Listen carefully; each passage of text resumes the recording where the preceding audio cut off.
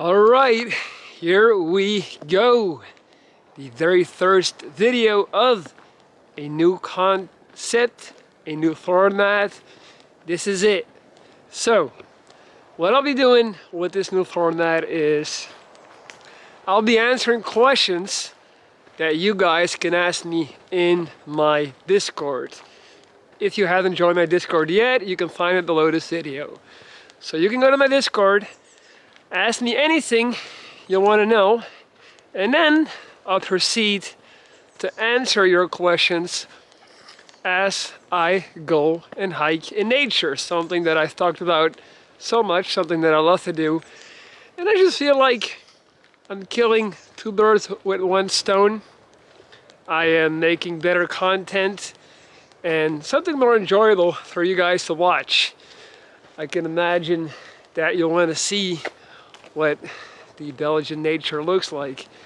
The idea is to keep these videos as real and as spontaneous as it possibly can. And as you could probably tell by this lengthy intro, honestly, I am going completely away from the jump cut, low attention span YouTube content. Meaning that if you're someone who likes flashy stuff all the time and can't wait, to get to the next thing or whatever, then this is not gonna be for you.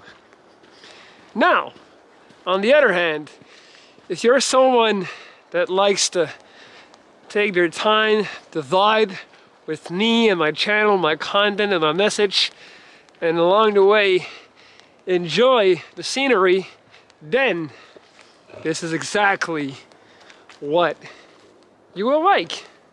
At least I hope so. Alright, so without further ado, I'm gonna go check my Discord right now because I saw that I already had a question in there.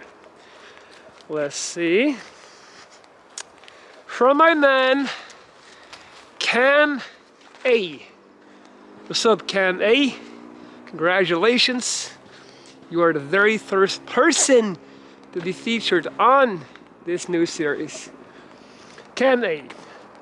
What were some of the lowest moments you ever had on your cancer journey? Were there ever periods where you just could not see a way forward? How did you operate on a daily basis during these times? Honestly, I could not have imagined a more suitable question to kick off this format. As is a question that I've been asked a million times. So, to start from the start, there were plenty of times, specifically after right before my second cancer and right after my jaw started dying off. But let me start from the start. So, I remember after I had my first cancer, I moved to LA after 2 years of recovering. They told me you're cancer free. It basically was a freak accident, a freak cancer, it'll never happen again.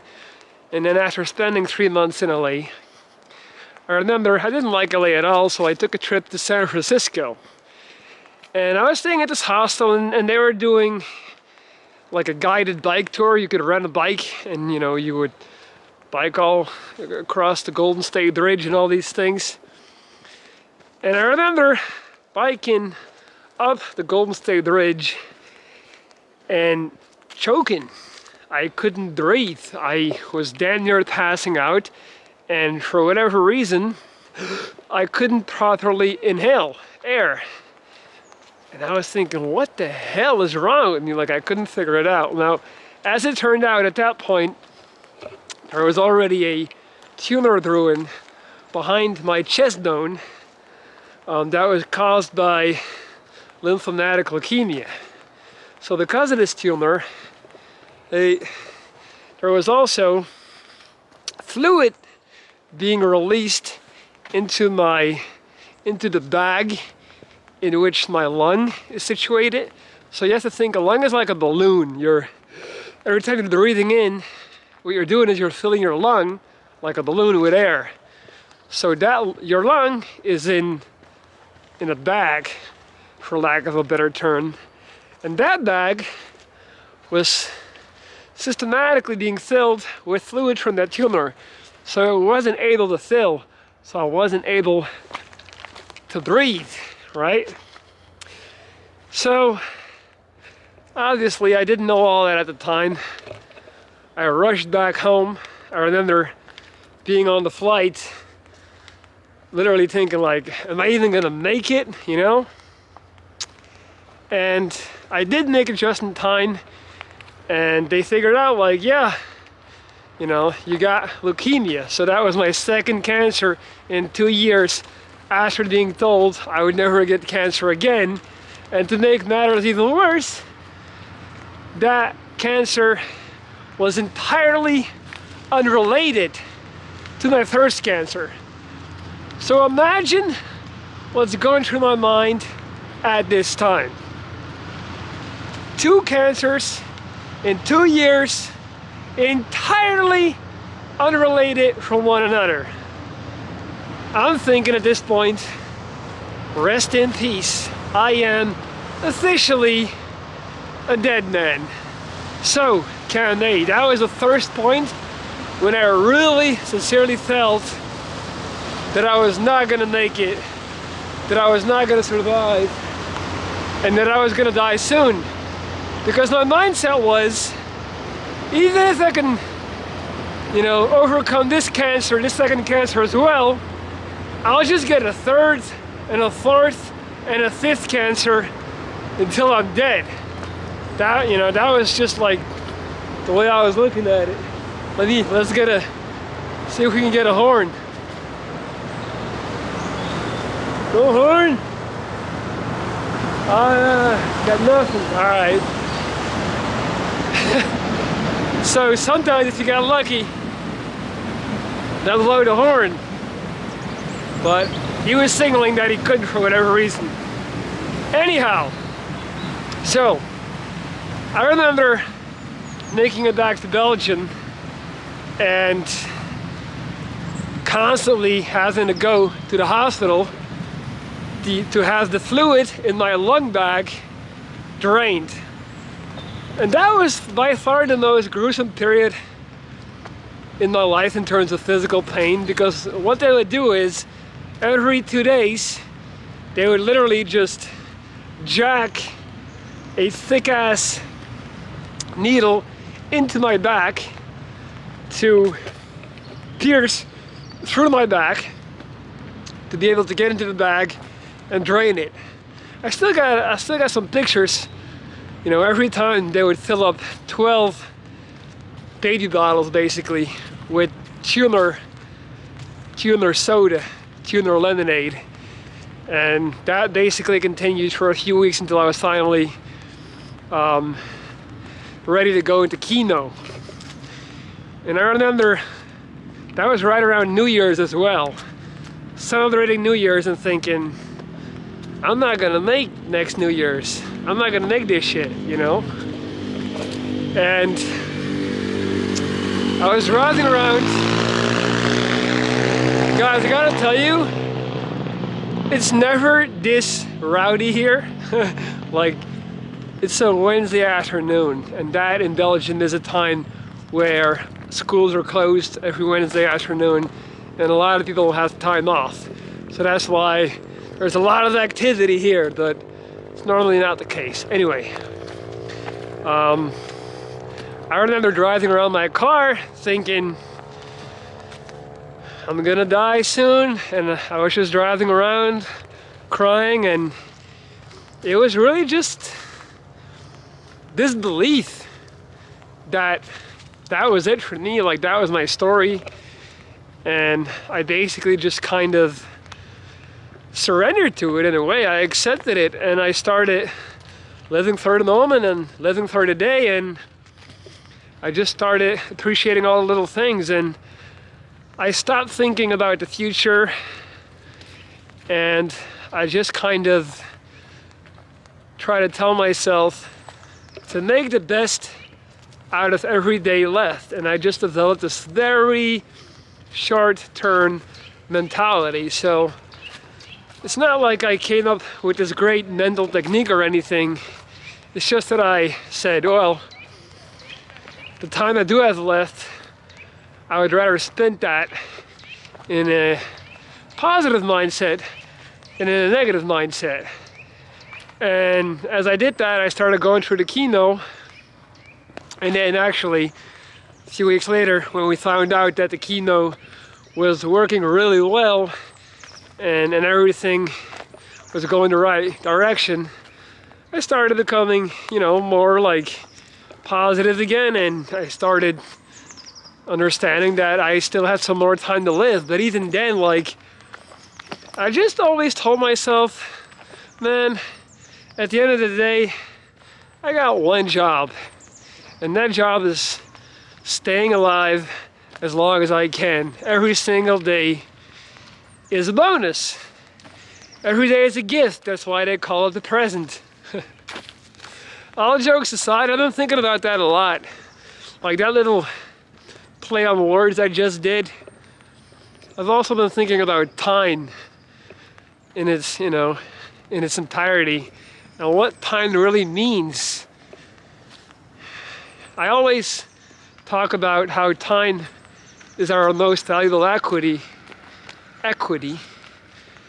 But lately, since I'm turning 34 in a couple of months, it's been even more on my mind. And then the other day, I realized that we always call it, in English at least, we say spending time.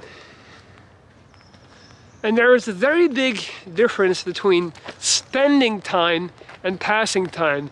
And why do we call it spending time?